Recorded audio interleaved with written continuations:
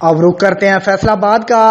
एक ज़माना था जब पंजाब में चीनी का नामो निशान नहीं हुआ करता था, लेकिन लोग तब भी मीठा इस्तेमाल करते थे और वो मीठा खालिस था।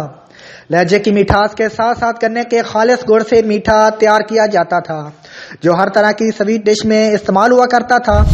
आज खालिस देसी तरीके से बोर्ड बनाने के कारखाने बिल्कुल तकरीबन ख़त्म हो चुके हैं, लेकिन इसके बावजूद दरिया रावी के किनारे पर कहीं कहीं गुड़ बनाने वाले लोग खालिस गुड़ तैयार करते हैं। इस पर देखते हैं हमारे ब्यूरो चीफ मोहम्मद रिजवान आजिद की रिपोर्ट। नाज़रीन, पंजाब की सकाफ़त एक ऐसी सकाफ़त थी जो लोगों को दूर से अट्रैक्ट करती थी, और पंजाब की सकाफ़त हो तो गन्ने का जिक्र ना हो तो ये पंजाब के साथ बहुत बड़ी ज़्यादती है, और अगर गन्ने का जिक्र करो तो गुड़ का जिक्र ना हो तो ये उससे बड़ी ज़्यादती बनती है। आज इस दौर में बहुत कम हो गए हैं ऐसे कारखाने जहाँ पर घर का हाथ से बनाया हुआ गुड़ आपको अवेलेबल होता है, मिलता है।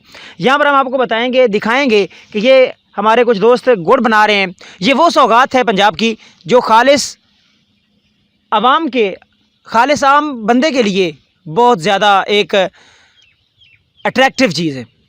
ये बहुत ज़्यादा पसंद की जाने वाली एक सौगात है पंजाब की। और यहाँ पे ये बना रहे हैं गुड़, आपको मेरा कैमरामैन दिखाएगा। चीनी के आने से पहले गुड़ ही वो वाहिद मीठा था जो पंजाब में इस्तेमाल हुआ करता था। ये गन्ने को सबसे पहले उसे कोल्लू में डालते हैं, उससे उसका रस निकालते हैं, बेलने से रस निकालने के बाद इसे अच्छी तरह से पकाया जाता है। पकाने के बाद इसके जो रस होता है वो ये गुड़ की शक्ल इख्तियार कर लेता है। और यहाँ हम आपको दिखाते हैं कि ऐसे गुड़ बनाया जाता है। बिल्कुल ये आप देख सकते हैं, ये मैंने गुड़ बनाया है, ये आप देख सकते हैं। ये है वो गुड़ जो खालिस गुड़ है। हम दुकानों से लेते हैं जो फैक्ट्रियों में बनने वाला गुड़, जिसमें बहुत से मिसाला जात इस्तेमाल होते हैं जो सेहत के लिए भी मुज़र है।